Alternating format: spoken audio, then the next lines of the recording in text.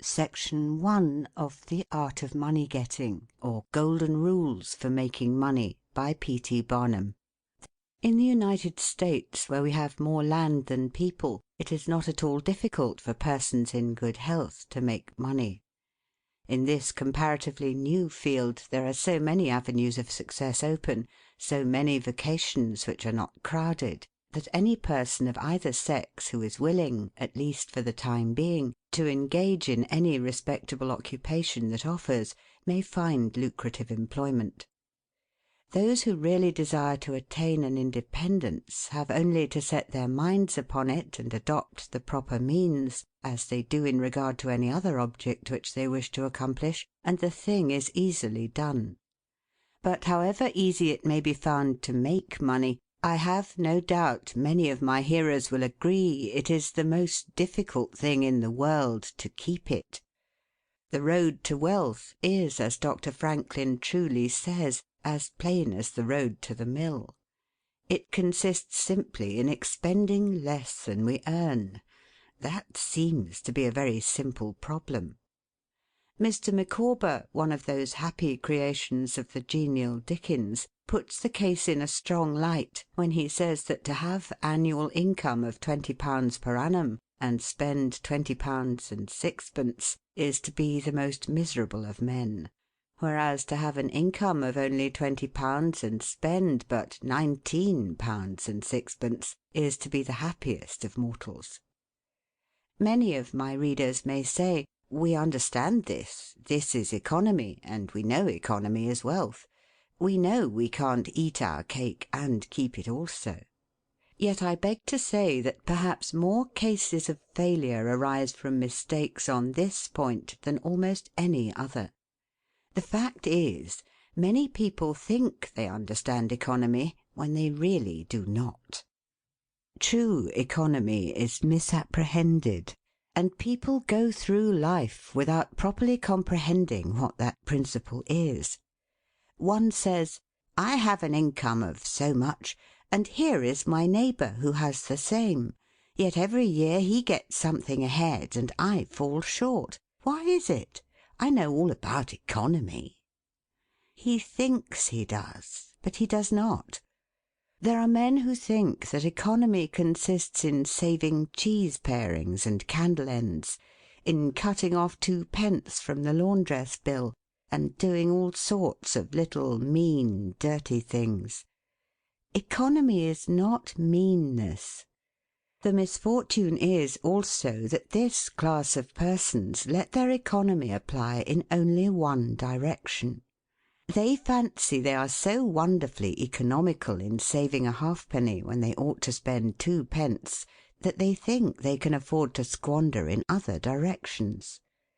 A few years ago, before kerosene oil was discovered or thought of, one might stop overnight at almost any farmer's house in the agricultural districts and get a very good supper, but after supper he might attempt to read in the sitting-room and would find it impossible with the inefficient light of one candle.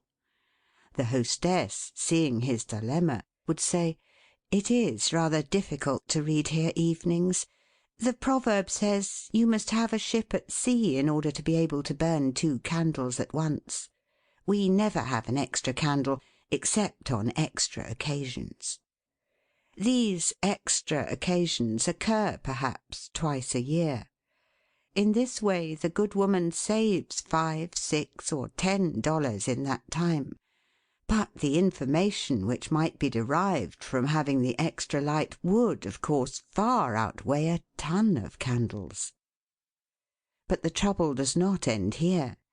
Feeling that she is so economical in tallow candles, she thinks she can afford to go frequently to the village and spend $20 or $30 for ribbons and furbelows, many of which are not necessary.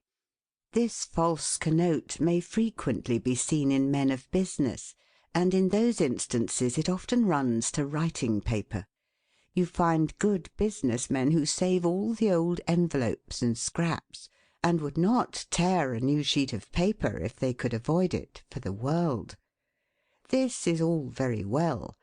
They may in this way save $5 or $10 a year, But being so economical, only in notepaper, they think they can afford to waste time, to have expensive parties, and to drive their carriages. This is an illustration of Dr. Franklin's saving at the spigot and wasting at the bunghole, penny wise and pound foolish.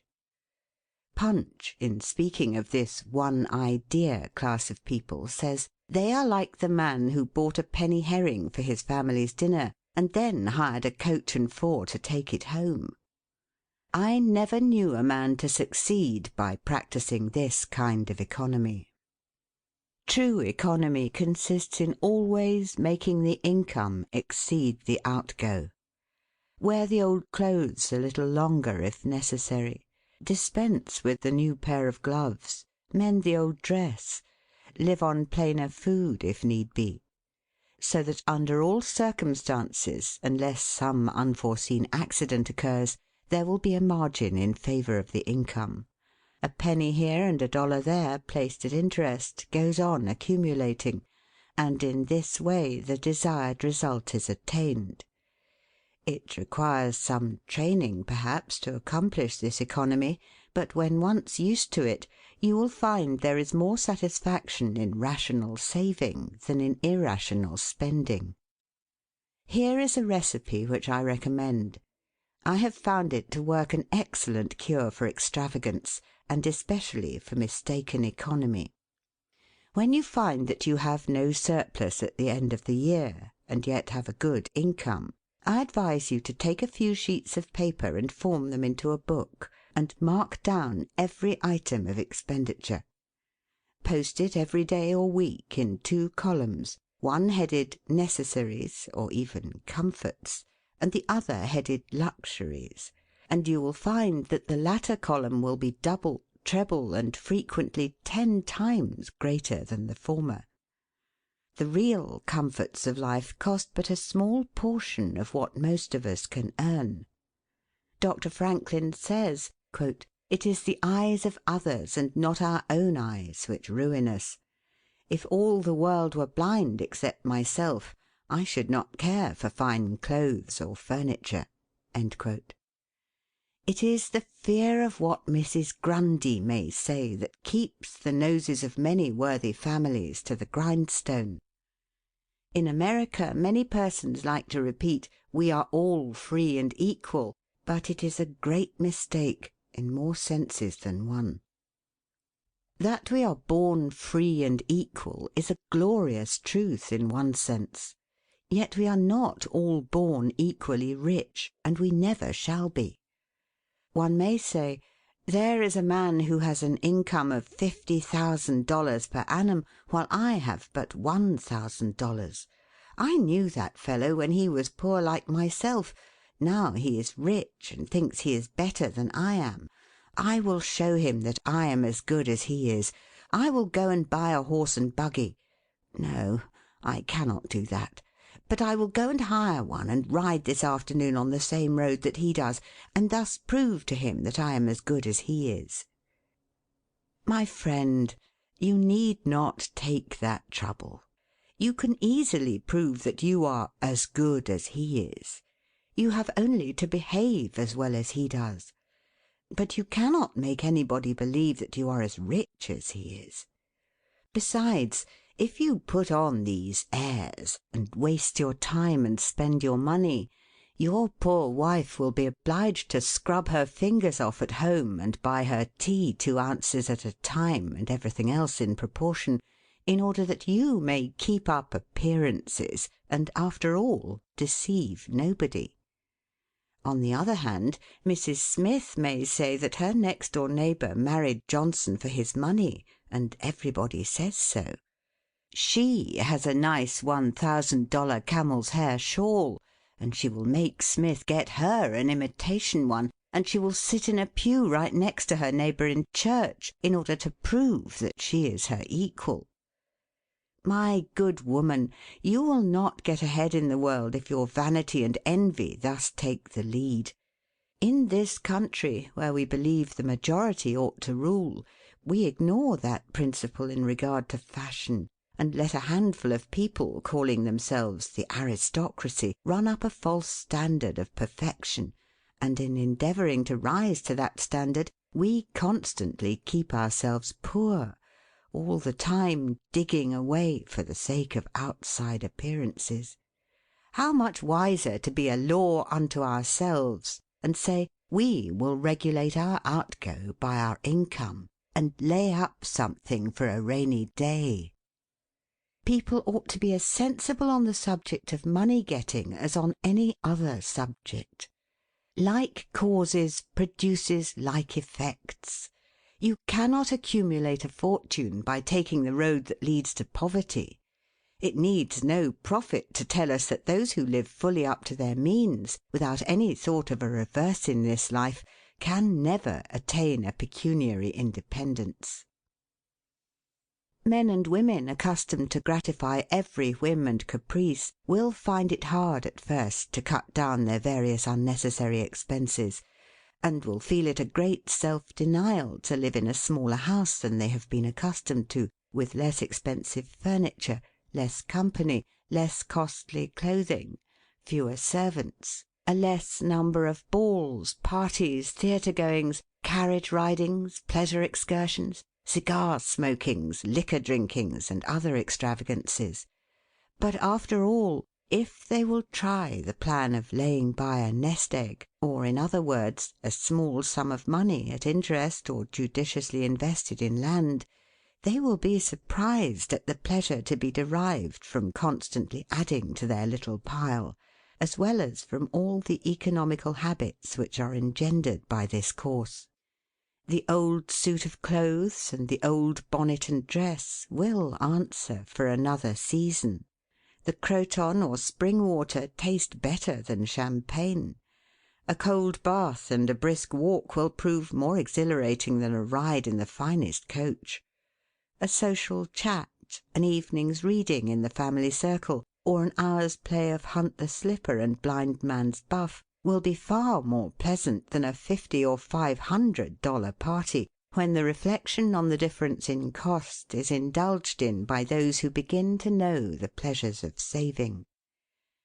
Thousands of men are kept poor, and tens of thousands are made so after they have acquired quite sufficient to support them well through life, in consequence of laying their plans of living on too broad a platform.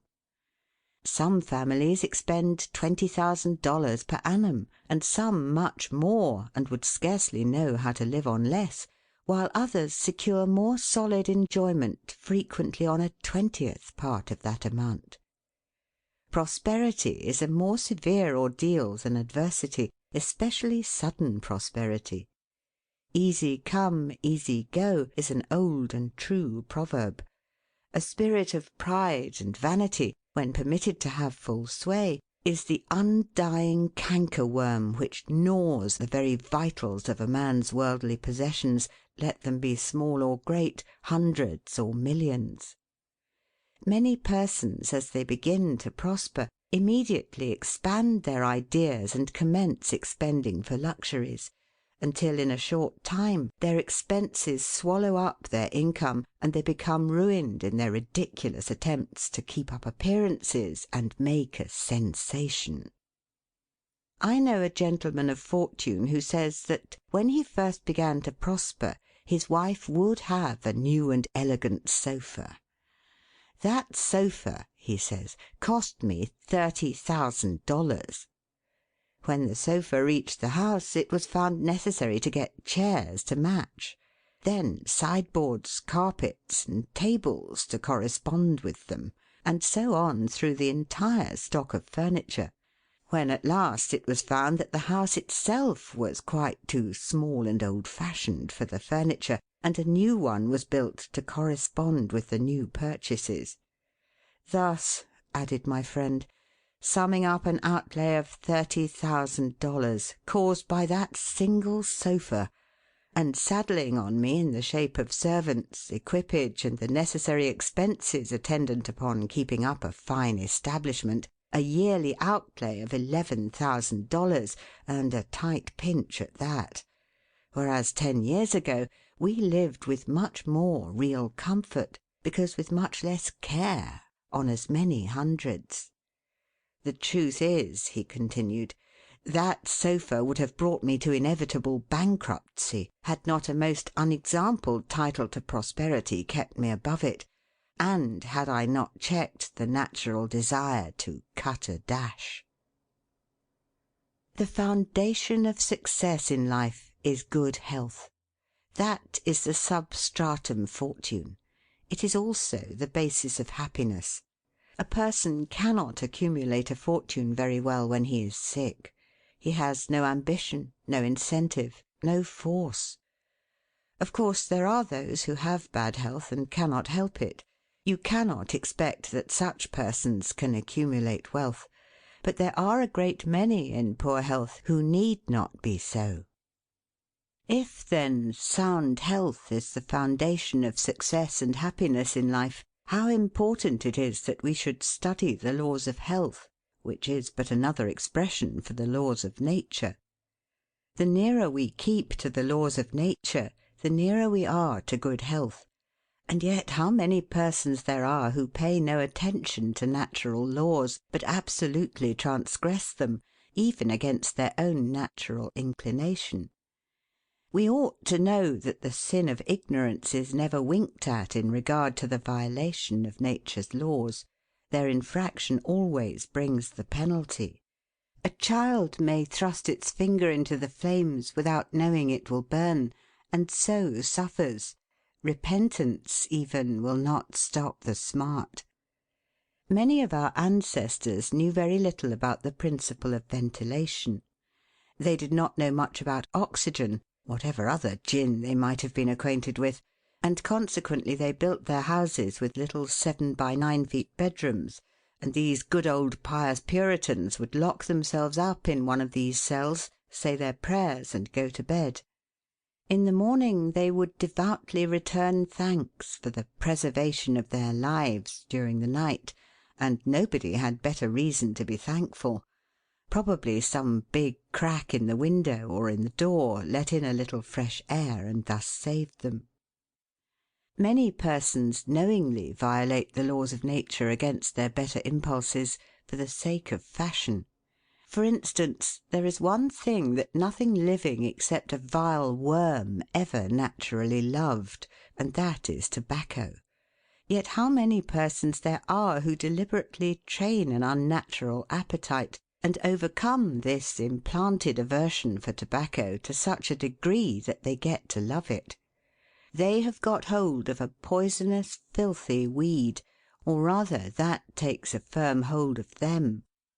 Here are married men who run about spitting tobacco juice on the carpet and floors, and sometimes even upon their wives besides. They do not kick their wives out of doors like drunken men, but their wives, I have no doubt, often wish they were outside of the house. Another perilous feature is that this artificial appetite, like jealousy, grows by what it feeds on. When you love that which is unnatural, a stronger appetite is created for the hurtful thing than the natural desire for what is harmless. There is an old proverb which says that habit is second nature. But an artificial habit is stronger than nature. Take, for instance, an old tobacco chewer. His love for the quid is stronger than his love for any particular kind of food. He can give up roast beef easier than give up the weed. Young lads regret that they are not men. They would like to go to bed boys and wake up men. And to accomplish this they copy the bad habits of their seniors. Little Tommy and Johnny see their fathers or uncles smoke a pipe, and they say, "If I could only do that, I would be a man too. Uncle John has gone out and left his pipe of tobacco. Let us try it." They take a match and light it, and then puff away. "We will learn to smoke. Do you like it, Johnny?" That lad dolefully replies, "Not very much. It tastes bitter." By and by he grows pale, but he persists, and he soon offers up a sacrifice on the altar of fashion. But the boys stick to it and persevere until at last they conquer their natural appetites and become the victims of acquired tastes.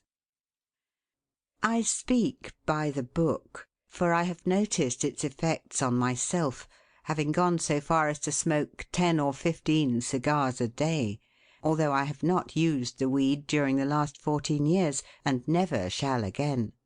The more a man smokes, the more he craves smoking. The last cigar smoked simply excites the desire for another, and so on incessantly. Take the tobacco chewer.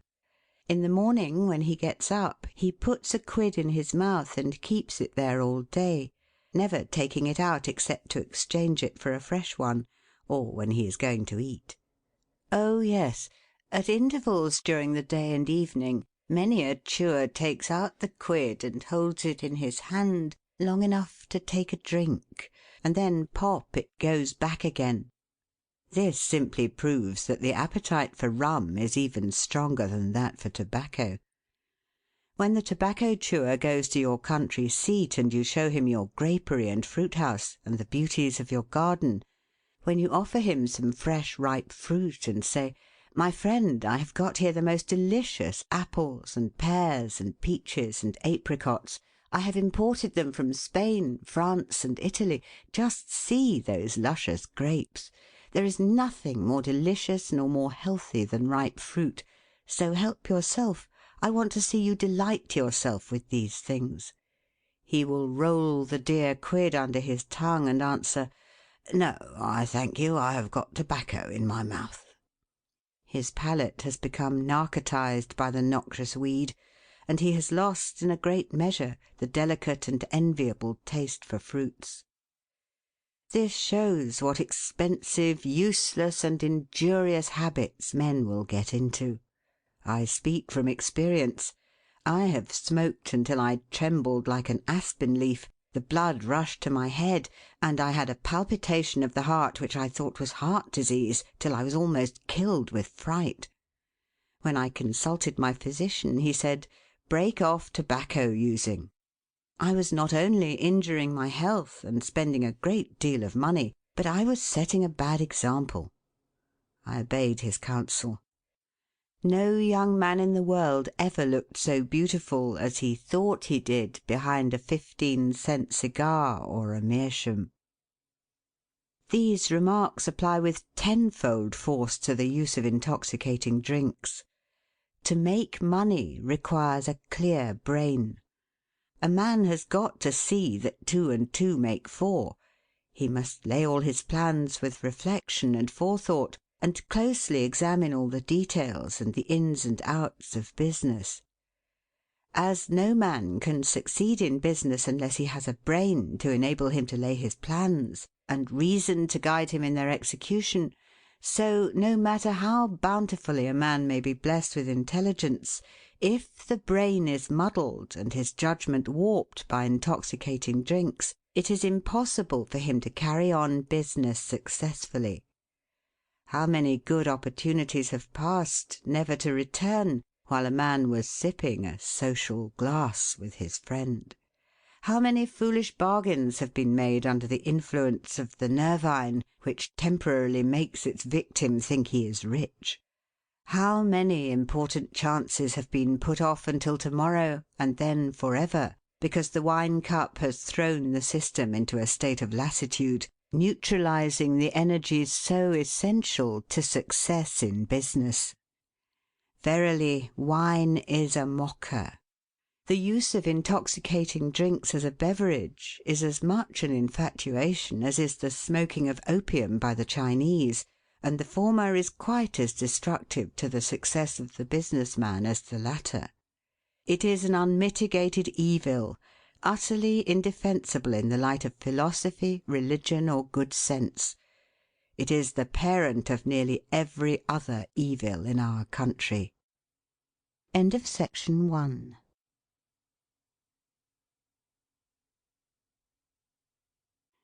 Section 2 of The Art of Money Getting by P.T. Barnum. Don't mistake your vocation. The safest plan, and the one most sure of success for the young man starting in life, is to select the vocation which is most congenial to his tastes. Parents and guardians are often quite too negligent in regard to this. It is very common for a father to say, for example, "I have 5 boys. I will make Billy a clergyman, John a lawyer, Tom a doctor, and Dick a farmer." He then goes into town and looks about to see what he will do with Sammy. He returns home and says, "Sammy, I see watchmaking is a nice genteel business. I think I will make you a goldsmith." He does this regardless of Sam's natural inclinations or genius. We are all, no doubt, born for a wise purpose. There is as much diversity in our brains as in our countenances. Some are born natural mechanics, while some have great aversion to machinery. Let a dozen boys of 10 years get together, and you will soon observe 2 or 3 are whittling out some ingenious device, working with locks or complicated machinery. When they were but 5 years old, their father could find no toy to please them like a puzzle. They are natural mechanics. But the other 8 or 9 boys have different aptitudes. I belong to the latter class. I never had the slightest love for mechanism. On the contrary, I have a sort of abhorrence for complicated machinery. I never had ingenuity enough to whittle a cider tap so it would not leak. I never could make a pen that I could write with, or understand the principle of a steam engine. If a man was to take such a boy as I was and attempt to make a watchmaker of him, the boy might, after an apprenticeship of 5 or 7 years, be able to take apart and put together a watch. But all through life he would be working uphill and seizing every excuse for leaving his work and idling away his time. Watchmaking is repulsive to him. Unless a man enters upon the vocation intended for him by nature and best suited to his peculiar genius, he cannot succeed. I am glad to believe that the majority of persons do find their right vocation. Yet we see many who have mistaken their calling, from the blacksmith up or down to the clergyman. You will see, for instance, that extraordinary linguist, the learned blacksmith, who ought to have been a teacher of languages, and you may have seen lawyers, doctors, and clergymen who were better fitted by nature for the anvil or the lapstone. Select the right location. After securing the right vocation, you must be careful to select the proper location. You may have been cut out for a hotel keeper, and they say it requires a genius to know how to keep a hotel. You might conduct a hotel like clockwork, and provide satisfactorily for 500 guests every day. Yet if you should locate your house in a small village, where there is no railroad communication or public travel, the location would be your ruin. It is equally important that you do not commence business where there are already enough to meet all demands in the same occupation. I remember a case which illustrates this subject. When I was in London in 1858, I was passing down Holborn with an English friend, and came to the penny shows. They had immense cartoons outside, portraying the wonderful curiosities to be seen, all for a penny. Being a little in the show line myself, I said, "Let us go in here." We soon found ourselves in the presence of the illustrious showman, and he proved to be the sharpest man in that line I had ever met. He told us some extraordinary stories in reference to his bearded ladies, his albinos, and his armadillos, which we could hardly believe, but thought it better to believe it than look after the proof. He finally begged to call our attention to some wax statuary, and showed us a lot of the dirtiest and filthiest wax figures imaginable. They looked as if they had not seen water since the deluge. "What is there so wonderful about your statuary?" I asked. "I beg you not to speak so satirically," he replied. "Sir, these are not Madame Tussaud's wax figures, all covered with gilt and tinsel and imitation diamonds, and copied from engravings and photographs. Mine, sir, were taken from life. Whenever you look upon one of those figures, you may consider that you are looking upon the living individual." Glancing casually at them, I saw one labelled Henry VIII, and feeling a little curious upon seeing that it looked like Calvin Edson, the living skeleton, I said, "Do you call that Henry VIII?" He replied, "Certainly, sir. It was taken from life at Hampton Court by special order of His Majesty on such a day." He would have given the hour of the day if I had insisted.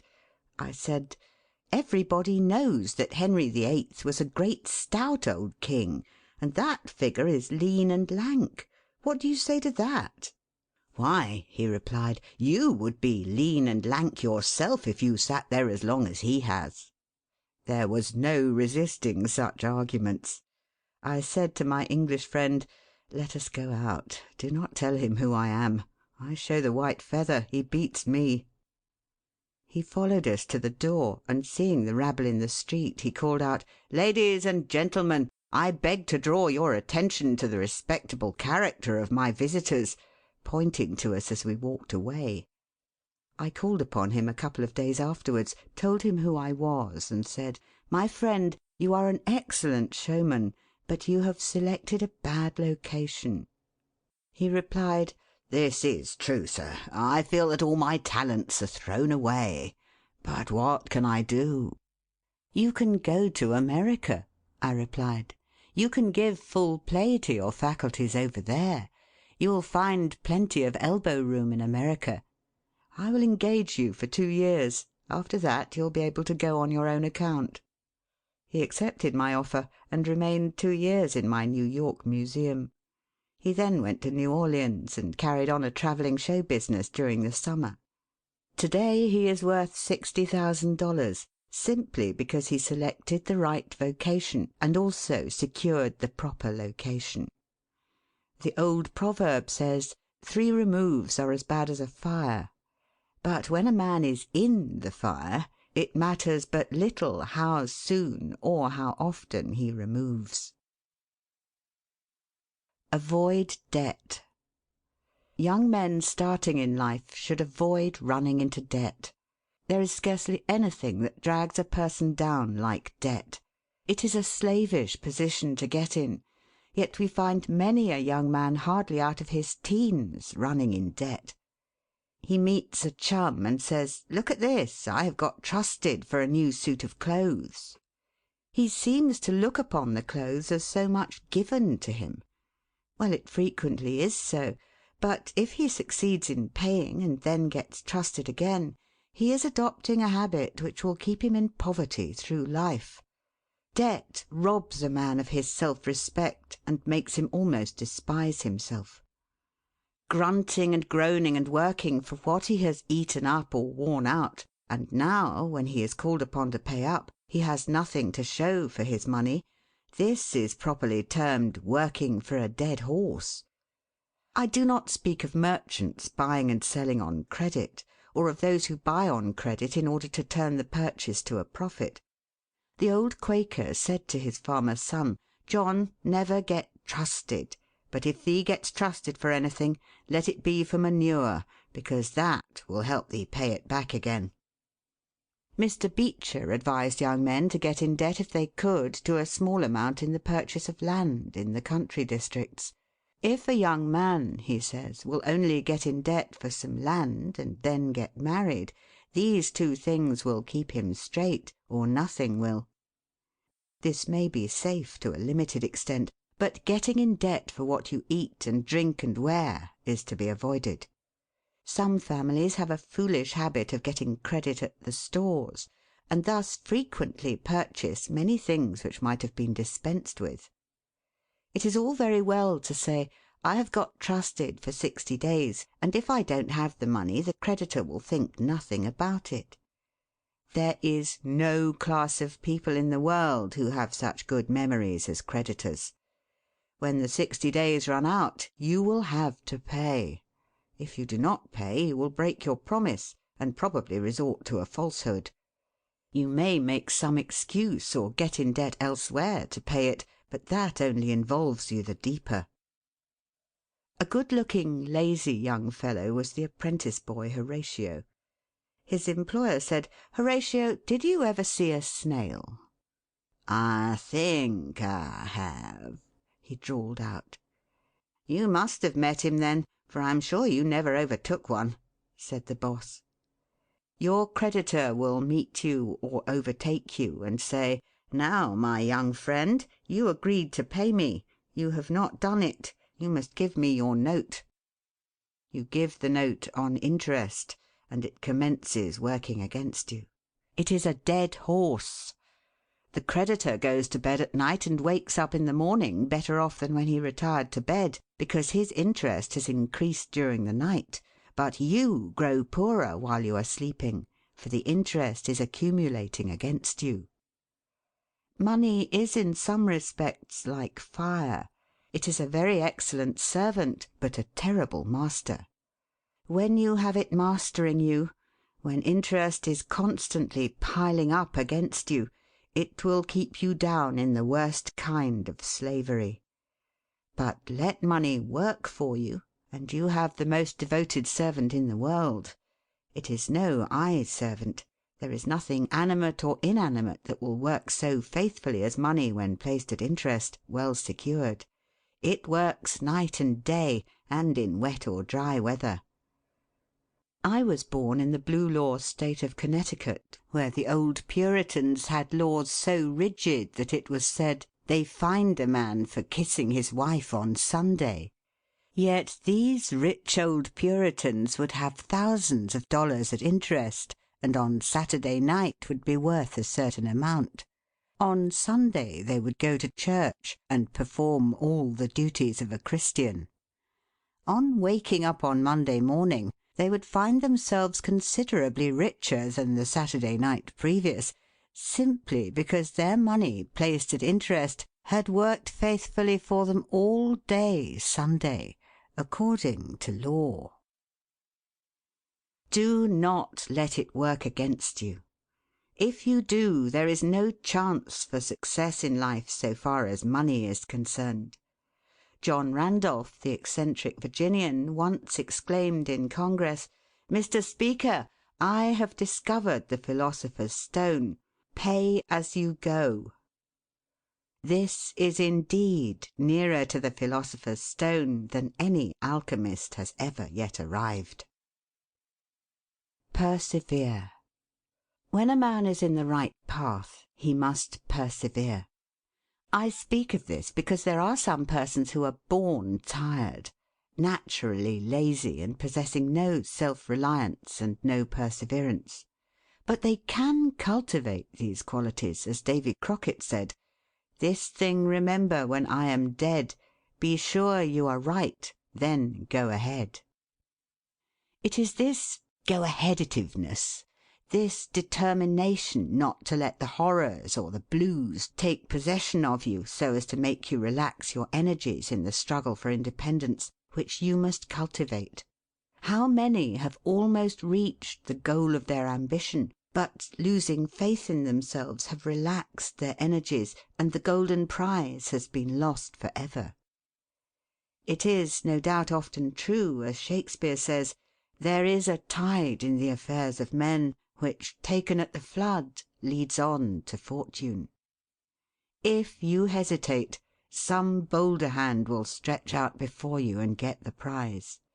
Remember the proverb of Solomon, "He becometh poor that dealeth with a slack hand, but the hand of the diligent maketh rich." Perseverance is sometimes but another word for self-reliance. Many persons naturally look on the dark side of life and borrow trouble. They are born so.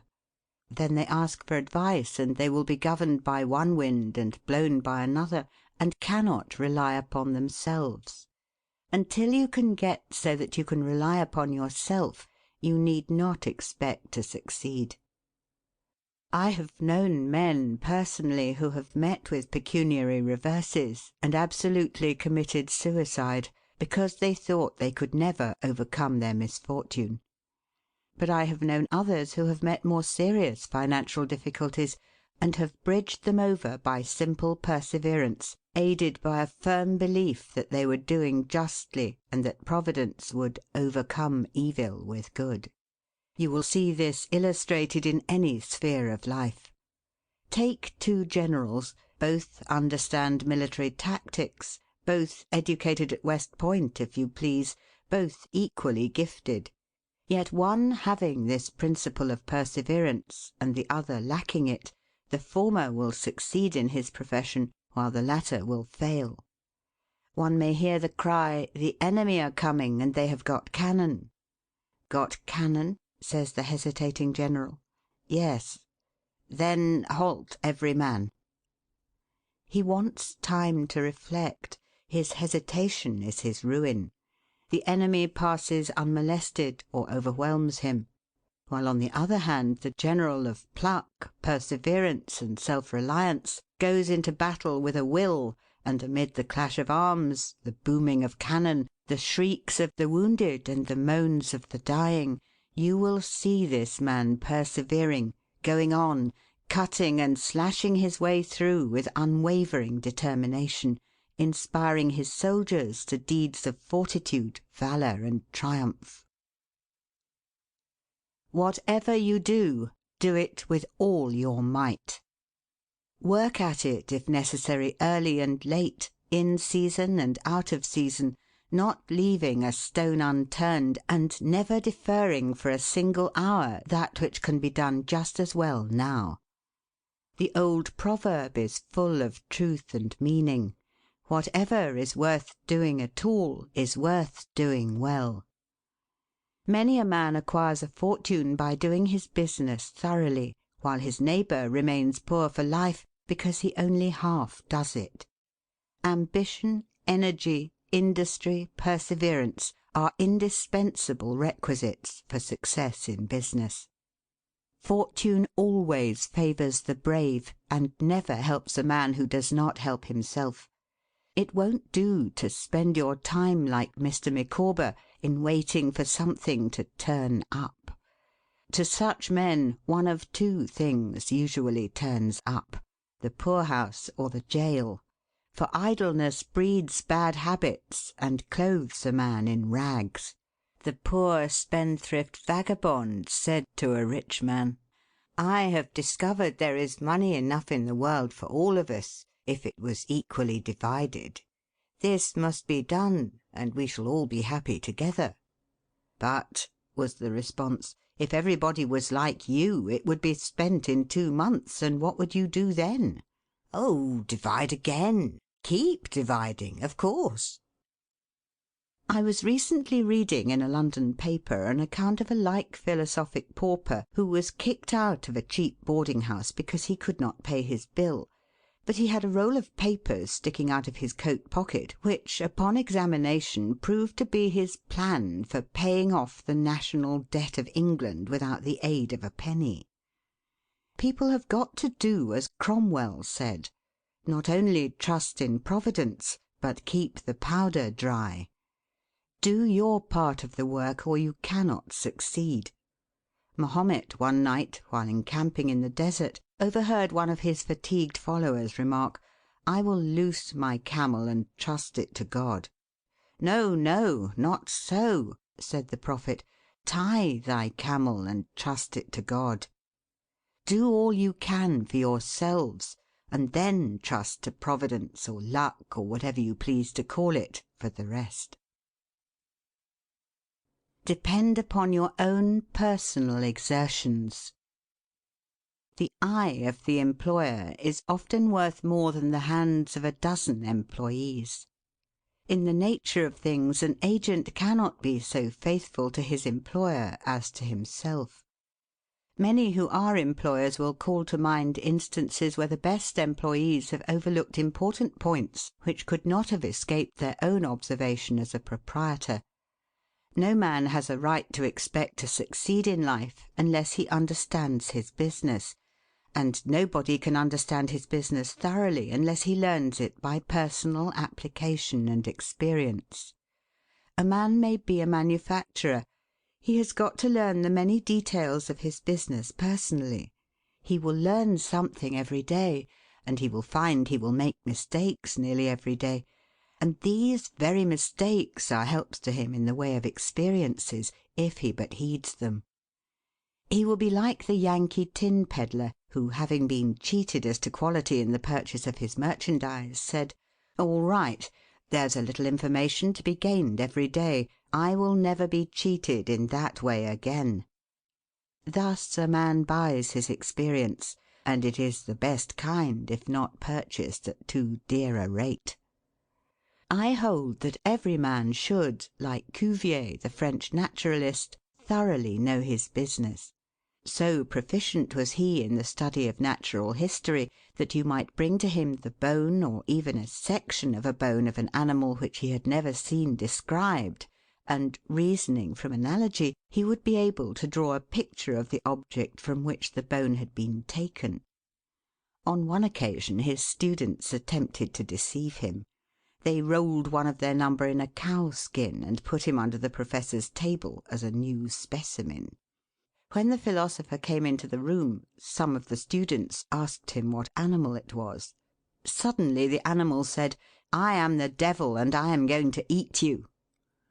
It was but natural that Cuvier should desire to classify this creature, and examining it intently, he said, "Divided hoof, graminivorous. It cannot be done." He knew that an animal with a split hoof must live upon grass and grain or other kind of vegetation, and would not be inclined to eat flesh, dead or alive, so he considered himself perfectly safe. The possession of a perfect knowledge of your business is an absolute necessity in order to ensure success. Among the maxims of the elder Rothschild was one, an apparent paradox: "Be cautious and bold." This seems to be a contradiction in terms, but it is not, and there is great wisdom in the maxim. It is, in fact, a condensed statement of what I have already said. It is to say, you must exercise your caution in laying your plans, but be bold in carrying them out. A man who is all caution will never dare to take hold and be successful, and a man who is all boldness is merely reckless and must eventually fail.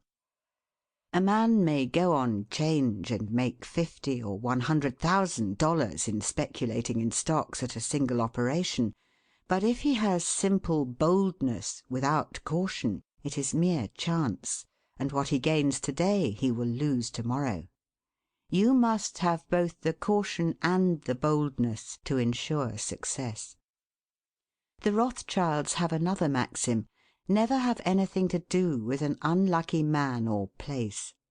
That is to say, never have anything to do with a man or place which never succeeds, because, although a man may appear to be honest and intelligent, yet if he tries this or that thing and always fails, it is on account of some fault or infirmity that you may not be able to discover, but nevertheless which must exist. There is no such thing in the world as luck. There never was a man who could go out in the morning and find a purse full of gold in the street to-day, and another to-morrow, and so on, day after day. He may do so once in his life, but so far as mere luck is concerned, he is as liable to lose it as to find it. Like causes produce like effects. If a man adopts the proper methods to be successful, luck will not prevent him. If he does not succeed, there are reasons for it, although perhaps he may not be able to see them. Use the best tools. Men in engaging employees should be careful to get the best. Understand, you cannot have two good tools to work with, and there is no tool you should be so particular about as living tools. If you get a good one, it is better to keep him than keep changing. He learns something every day, and you are benefited by the experience he acquires. He is worth more to you this year than last, and he is the last man to part with, provided his habits are good and he continues faithful. If, as he gets more valuable, he demands an exorbitant increase of salary, on the supposition that you can't do without him, let him go. Whenever I have such an employee, I always discharge him, first to convince him that his place may be supplied, and second, because he is good for nothing if he thinks he is invaluable and cannot be spared. But I would keep him, if possible, in order to profit from the result of his experience. An important element in an employee is the brain. You can see bills up, hands wanted, but hands are not worth a great deal without heads. Mr. Beecher illustrates this in this wise. An employee offers his services by saying, "I have a pair of hands and one of my fingers thinks." "That is very good," says the employer. Another man comes along and says he has 2 fingers that think. "Ah, that is better." But a third calls in and says that all his fingers and thumbs think. That is better still. Finally another steps in and says, "I have a brain that thinks. I think all over. I am a thinking as well as a working man." "You are the man I want," says the delighted employer. Those men who have brains and experience are therefore the most valuable, and not to be readily parted with. It is better for them as well as yourself to keep them at reasonable advances in their salaries from time to time. Don't get above your business. Young men, after they get through their business training or apprenticeship, instead of pursuing their avocation and rising in their business, will often lie about doing nothing. They say, "I have learned my business, but I am not going to be a hireling. What is the object of learning my trade or profession unless I establish myself?" Have you capital to start with? No, but I am going to have it. How are you going to get it? I will tell you confidentially. I have a wealthy old aunt, and she will die pretty soon, but if she does not, I expect to find some rich old man who will lend me a few thousands to give me a start. If I only get the money to start with, I will do well. There is no greater mistake than when a young man believes he will succeed with borrowed money. Why? Because every man's experience coincides with that of Mr. Astor, who said it was more difficult for him to accumulate his first $1,000 than all the succeeding millions that made up his colossal fortune. Money is good for nothing unless you know the value of it by experience. Give a boy $20,000 and put him in business, and the chances are that he will lose every dollar of it before he is a year older. Like buying a ticket in the lottery and drawing a prize, it is easy come, easy go. He does not know the value of it. Nothing is worth anything unless it costs effort. Without self-denial and economy, patience and perseverance, and commencing with capital which you have not earned, you are not sure to succeed in accumulating. Young men, instead of waiting for dead men's shoes, should be up and doing, for there is no class of persons who are so unaccommodating in regard to dying as these rich old people, and it is fortunate for the expectant heirs that it is so. 9 out of 10 of the rich men of our country to-day started out in life as poor boys, with determined wills, industry, perseverance, economy, and good habits. They went on gradually, made their own money, and saved it, and this is the best way to acquire a fortune. Stephen Girard started life as a poor cabin boy and died worth $9 million. A.T. Stewart was a poor Irish boy. Now he pays taxes on $1.5 million of income per year. John Jacob Astor was a poor farmer boy and died worth 20 millions. Cornelius Vanderbilt began life rowing a boat from Staten Island to New York. Now he presents our government with a steamship worth $1 million, and he is worth 50 millions. There is no royal road to learning, says the proverb, and I may say it is equally true, there is no royal road to wealth.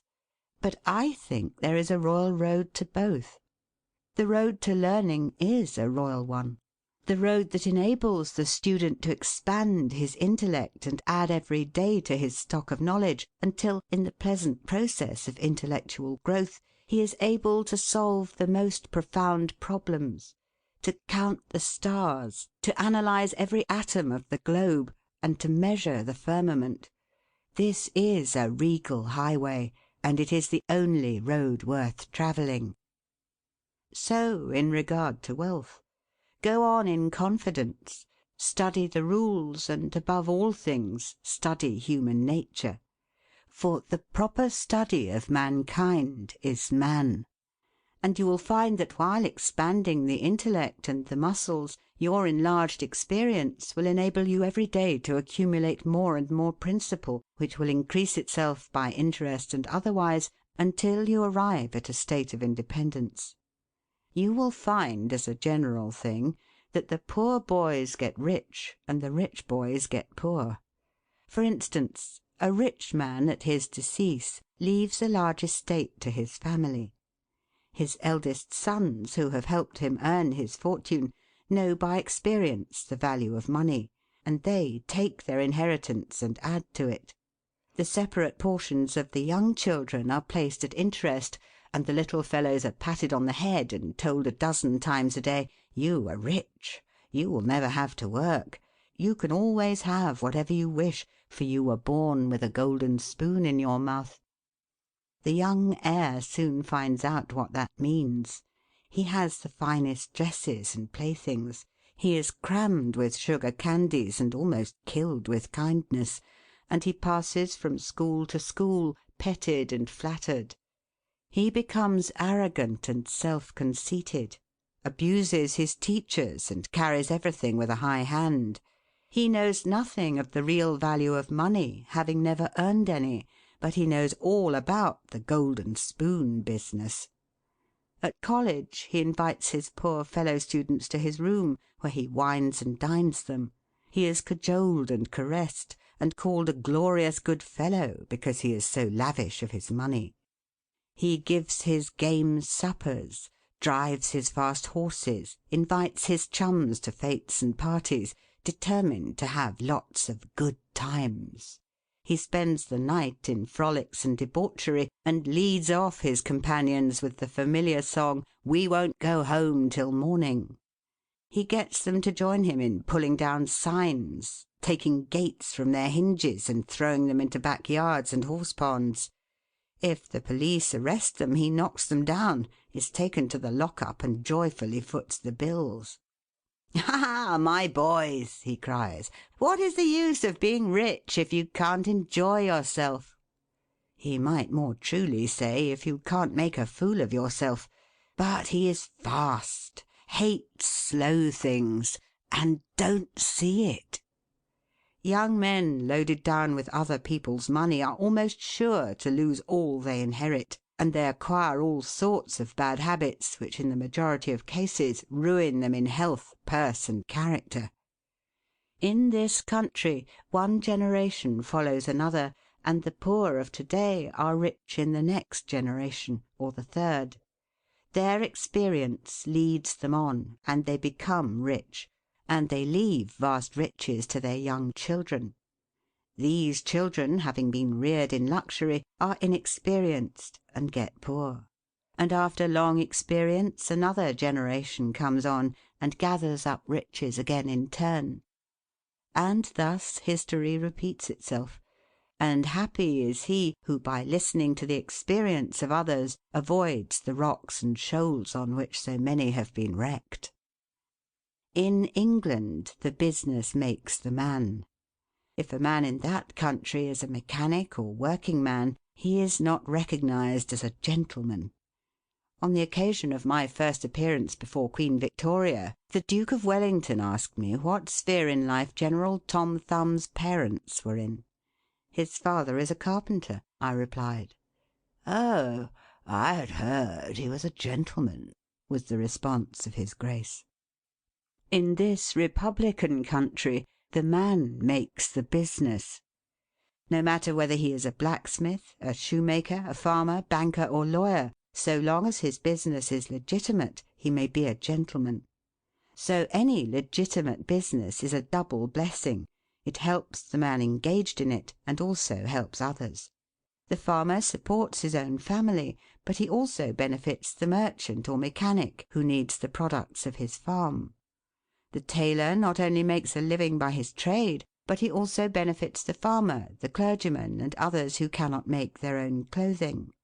But all these classes of men may be gentlemen. The great ambition should be to excel all others engaged in the same occupation. The college student who was about graduating said to an old lawyer, "I have not yet decided which profession I will follow. Is your profession full?" "The basement is much crowded, but there is plenty of room upstairs," was the witty and truthful reply. No profession, trade, or calling is overcrowded in the upper story. Wherever you find the most honest and intelligent merchant or banker, or the best lawyer, the best doctor, the best clergyman, the best shoemaker, carpenter, or anything else, that man is most sought for and has always enough to do. As a nation, Americans are too superficial. They are striving to get rich quickly, and do not generally do their business as substantially and thoroughly as they should. But whoever excels all others in his own line, if his habits are good and his integrity undoubted, cannot fail to secure abundant patronage and the wealth that naturally follows. Let your motto then always be Excelsior, for by living up to it there is no such word as fail. Learn something useful. Every man should make his son or daughter learn some useful trade or profession, so that in these days of changing fortunes, of being rich to-day and poor to-morrow, they may have something tangible to fall back upon. This provision might save many persons from misery who by some unexpected turn of fortune have lost all their means. End of section 2.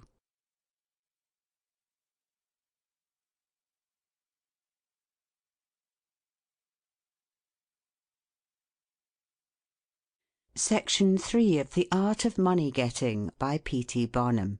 Let hope predominate, but be not too visionary. Many persons are always kept poor because they are too visionary. Every project looks to them like certain success, and therefore they keep changing from one business to another, always in hot water, always under the harrow. The plan of counting the chickens before they are hatched is an error of ancient date, but it does not seem to improve by age. Do not scatter your powers. Engage in one kind of business only, and stick to it faithfully until you succeed, or until your experience shows that you should abandon it. A constant hammering on one nail will generally drive it home at last, so that it can be clinched.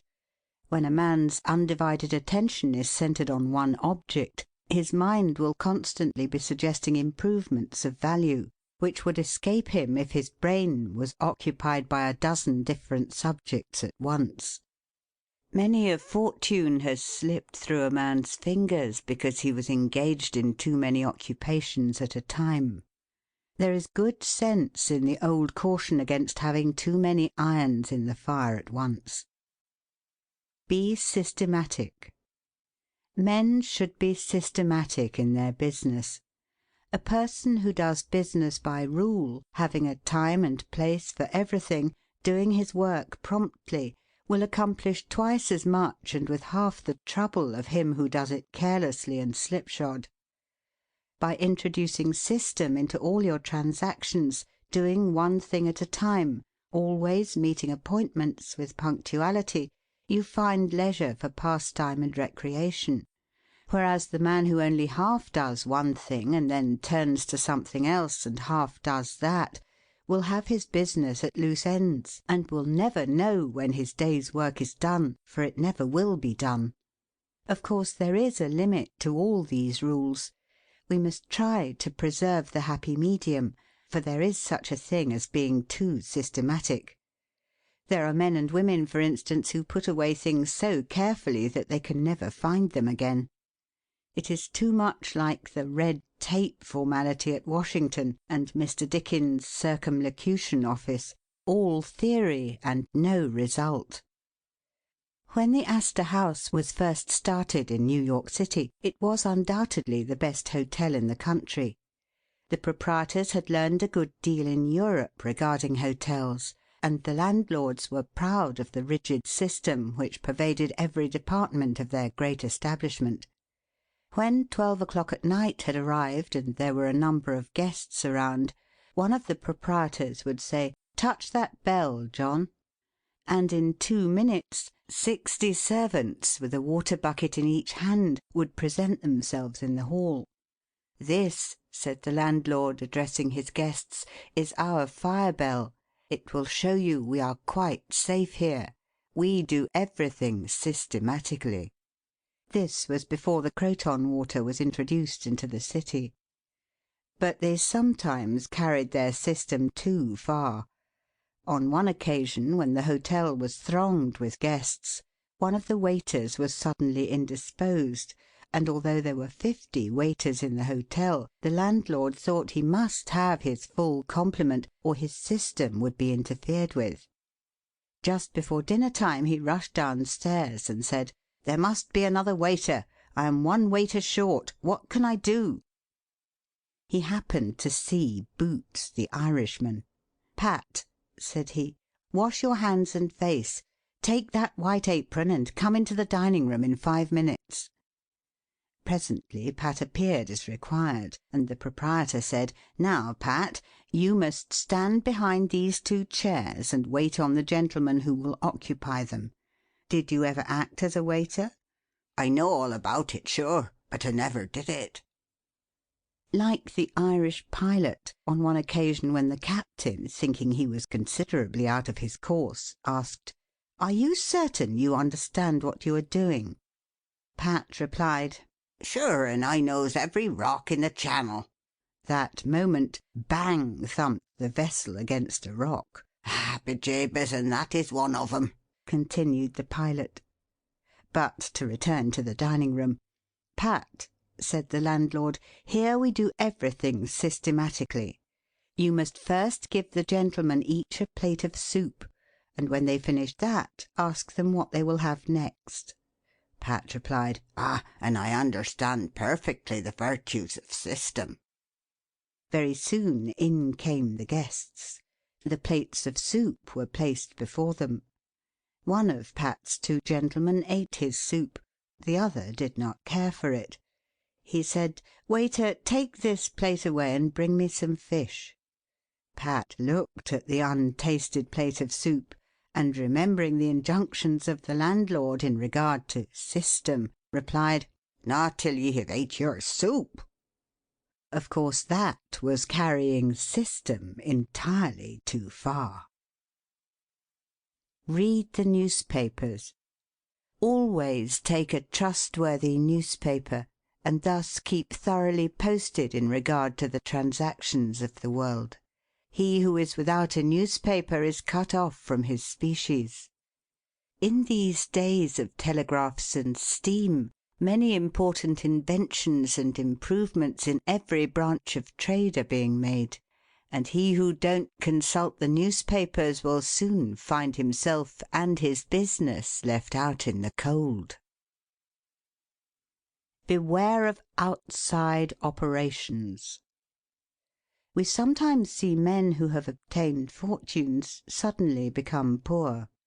In many cases this arises from intemperance, and often from gaming and other bad habits. Frequently it occurs because a man has been engaged in outside operations of some sort. When he gets rich in his legitimate business, he is told of a grand speculation where he can make a score of thousands. He is constantly flattered by his friends, who tell him that he is born lucky, that everything he touches turns into gold. Now, if he forgets that his economical habits, his rectitude of conduct, and a personal attention to a business which he understood caused his success in life, He will listen to the siren voices. He says, "I will put in $20,000. I have been lucky, and my good luck will soon bring me back $60,000." A few days elapse, and it is discovered he must put in $10,000 more. Soon after he is told it is all right, but certain matters not foreseen require an advance of $20,000 more, which will bring him a rich harvest. But before the time comes around to realize, the bubble bursts, he loses all he is possessed of, and then he learns what he ought to have known at the first, that however successful a man may be in his own business, if he turns from that and engages in a business which he don't understand, he is like Samson when shorn of his locks. His strength has departed, and he becomes like other men. If a man has plenty of money, he ought to invest something in everything that appears to promise success and that will probably benefit mankind. But let the sums thus invested be moderate in amount, and never let a man foolishly jeopardize a fortune that he has earned in a legitimate way by investing it in things in which he has had no experience. Don't endorse without security.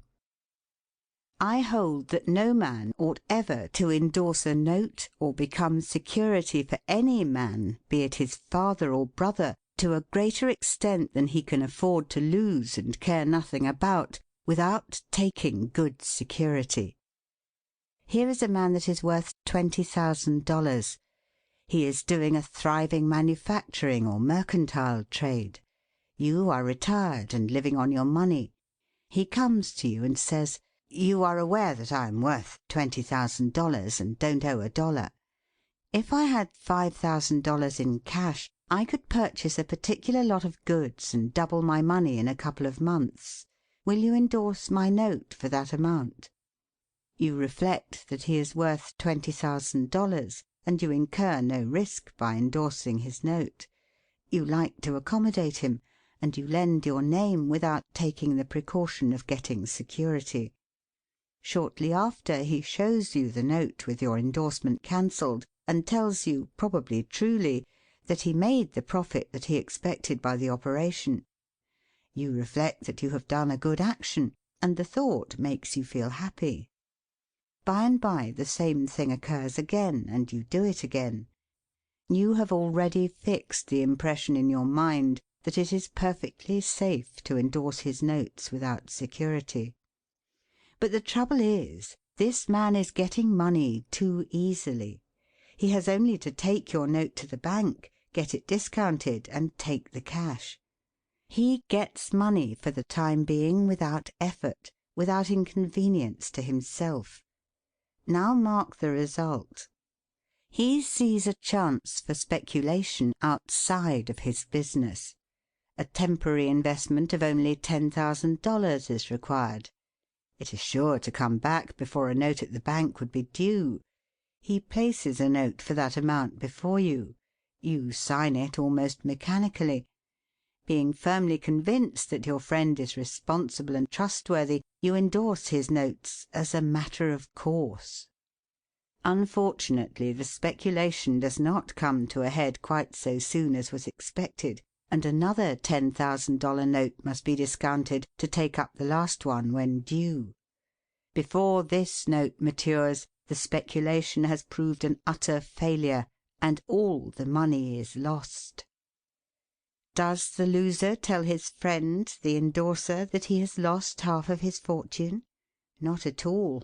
He don't even mention that he has speculated at all. But he has got excited. The spirit of speculation has seized him. He sees others making large sums in this way. We seldom hear of the losers. And like other speculators, he looks for his money where he loses it. He tries again. Endorsing notes has become chronic with you, and at every loss he gets your signature for whatever amount he wants. Finally, you discover your friend has lost all of his property and all of yours. You are overwhelmed with astonishment and grief, and you say, "It is a hard thing. My friend here has ruined me." But you should add, "I have also ruined him." If you had said in the first place, "I will accommodate you, but I never endorse without taking ample security," he could not have gone beyond the length of his tether, and he would never have been tempted away from his legitimate business. It is a very dangerous thing, therefore, at any time, to let people get possession of money too easily. It tempts them to hazardous speculations, if nothing more. Solomon truly said, "He that hateth suretyship is sure." So with the young man starting in business. Let him understand the value of money by earning it. When he does understand its value, then grease the wheels a little in helping him to start business. But remember, men who get money with too great facility cannot usually succeed. You must get the first dollars by hard knocks and at some sacrifice in order to appreciate the value of those dollars. Advertise your business. We all depend, more or less, upon the public for our support. We all trade with the public: lawyers, doctors, shoemakers, artists, blacksmiths, showmen, opera singers, railroad presidents, and college professors. Those who deal with the public must be careful that their goods are valuable, that they are genuine and will give satisfaction. When you get an article which you know is going to please your customers, and that when they have tried it they will feel they have got their money's worth, then let the fact be known that you have got it. Be careful to advertise it in some shape or other, because it is evident that if a man has ever so good an article for sale, and nobody knows it, it will bring him no return. In a country like this, where nearly everybody reads, and where newspapers are issued and circulated in editions of 5,000 to 200,000, it would be very unwise if this channel was not taken advantage of to reach the public in advertising. A newspaper goes into the family and is read by wife and children as well as the head of the house. Hence hundreds and thousands of people may read your advertisement while you are attending to your routine business. Many, perhaps, read it while you are asleep. The whole philosophy of life is first sow, then reap. That is the way the farmer does. He plants his potatoes and corn and sows his grain, and then goes about something else, and the time comes when he reaps. But he never reaps first and sows afterwards. This principle applies to all kinds of business, and to nothing more eminently than to advertising. If a man has a genuine article, there is no way in which he can reap more advantageously than by sowing to the public in this way.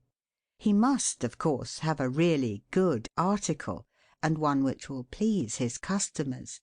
Anything spurious will not succeed permanently, because the public is wiser than many imagine.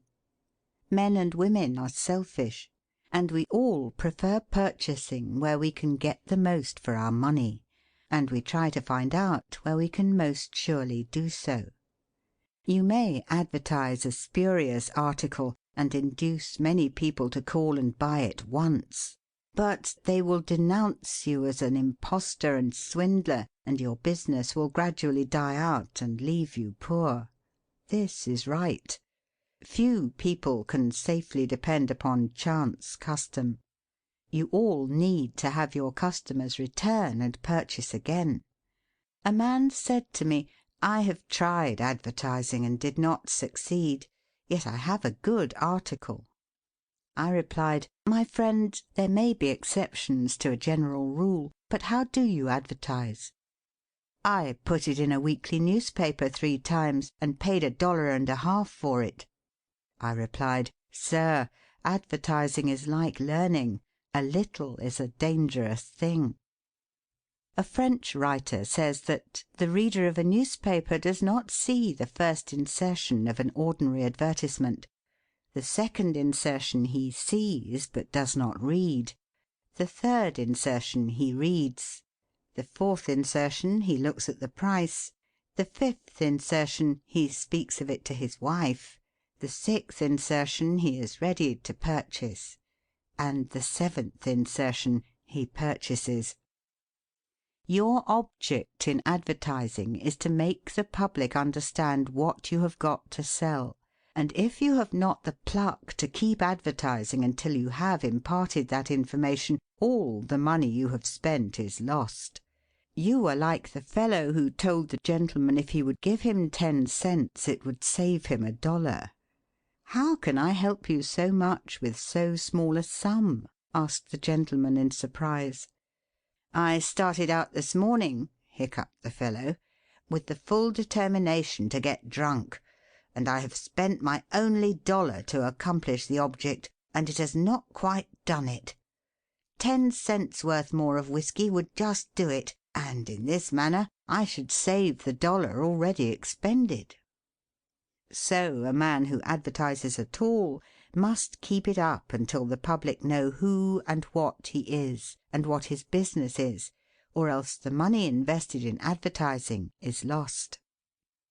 Some men have a peculiar genius for writing a striking advertisement, one that will arrest the attention of the reader at first sight.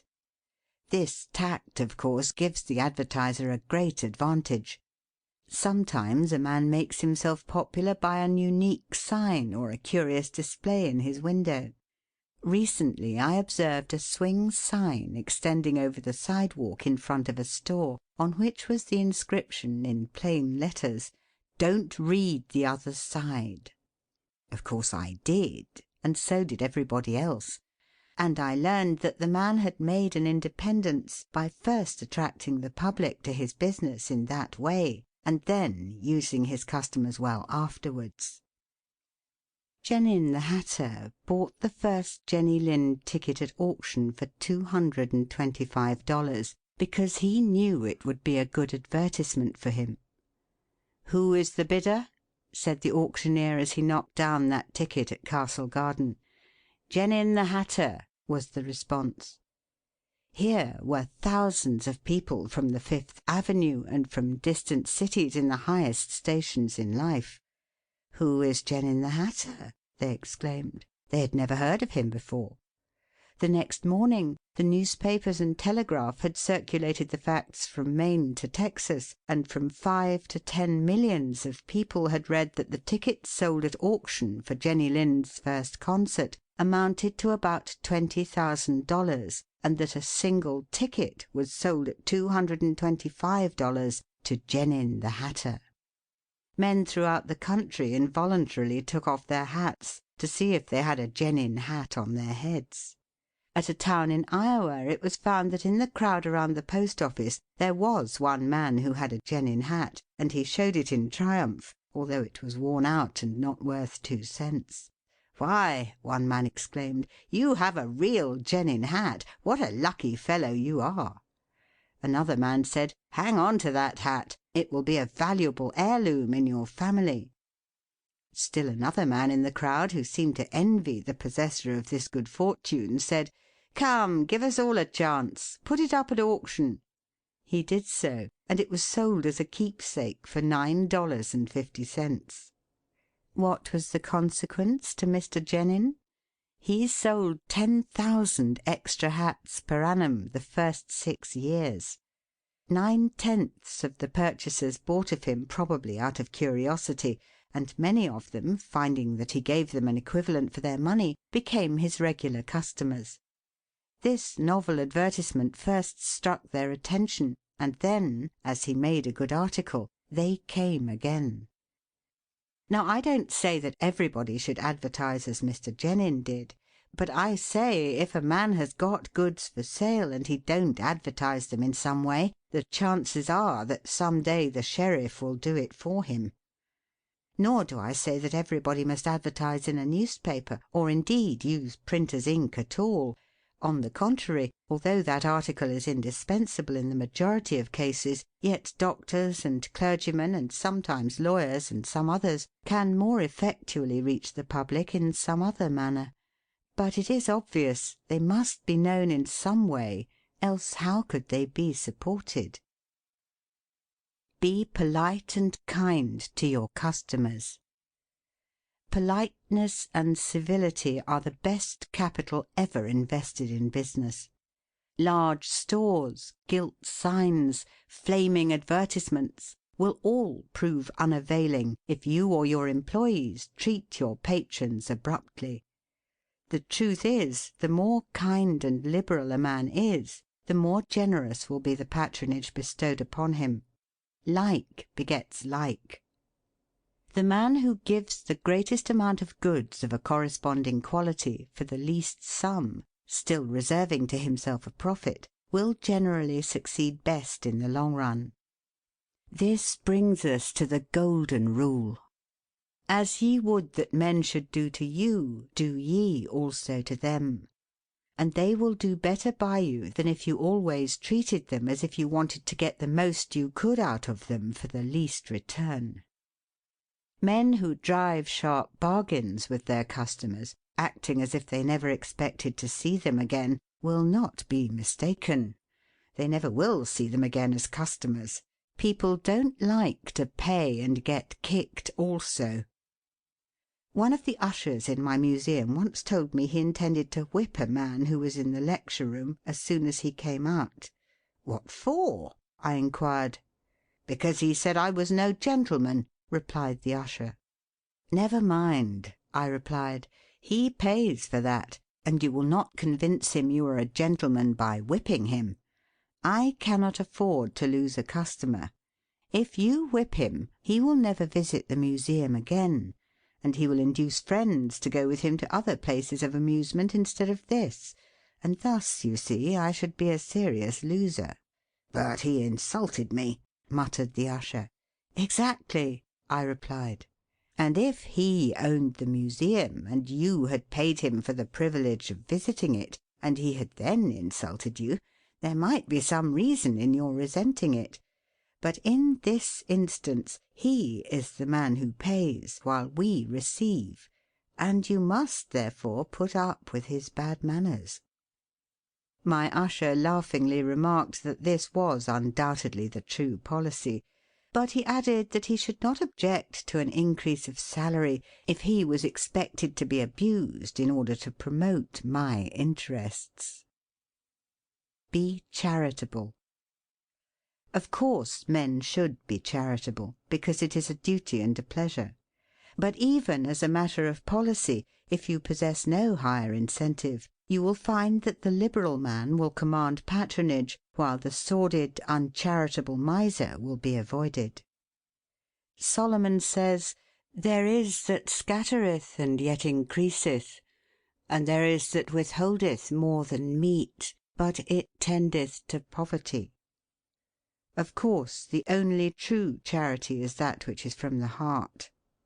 The best kind of charity is to help those who are willing to help themselves. Promiscuous almsgiving, without inquiring into the worthiness of the applicant, is bad in every sense. But to search out and quietly assist those who are struggling for themselves is the kind that scattereth and yet increaseth. But don't fall into the idea that some persons practise of giving a prayer instead of a potato, and a benediction instead of bread to the hungry. It is easier to make Christians with full stomachs than empty. Don't blab. Some men have a foolish habit of telling their business secrets. If they make money, they like to tell their neighbours how it was done. Nothing is gained by this, and ofttimes much is lost. Say nothing about your profits, your hopes, your expectations, your intentions.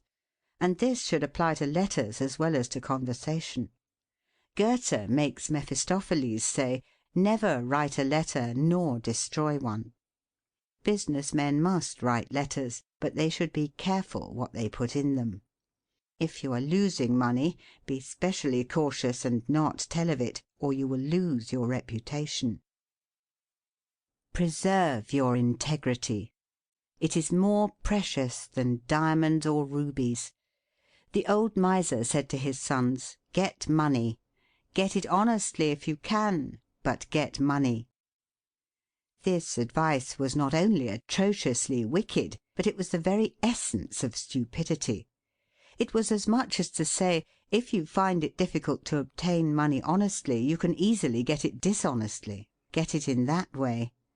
Poor fool!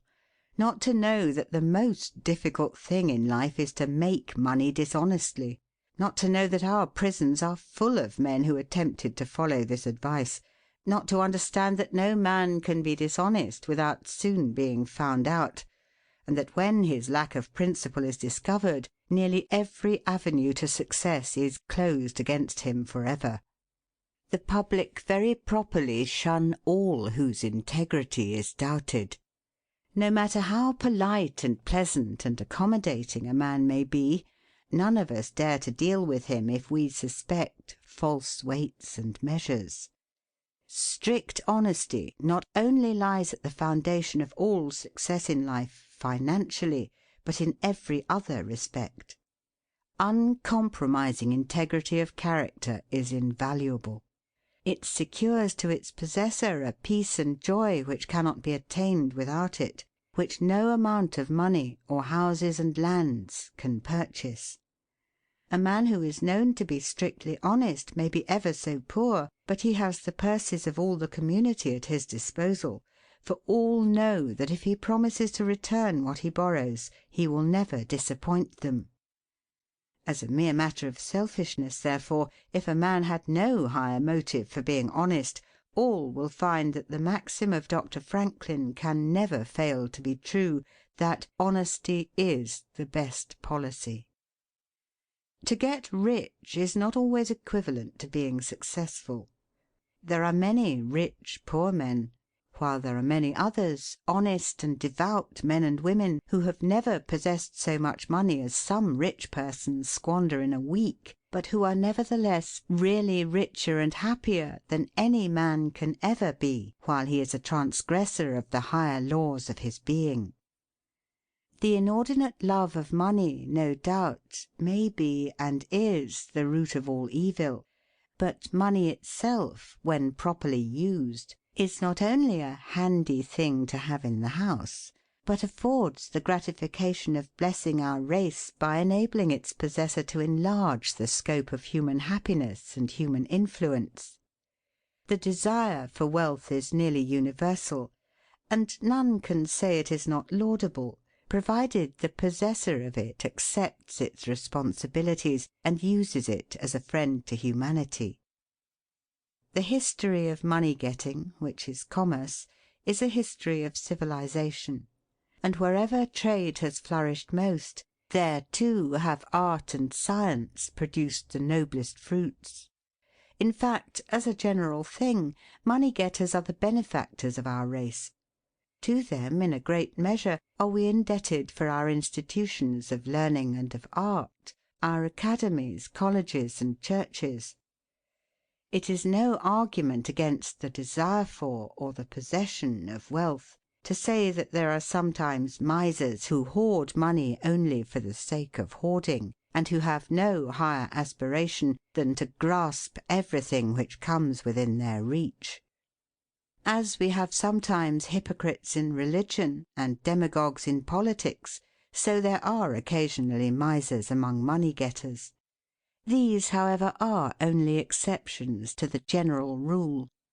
But when, in this country, we find such a nuisance and stumbling block as a miser, we remember with gratitude that in America we have no laws of primogeniture, and that in the due course of nature the time will come when the hoarded dust will be scattered for the benefit of mankind.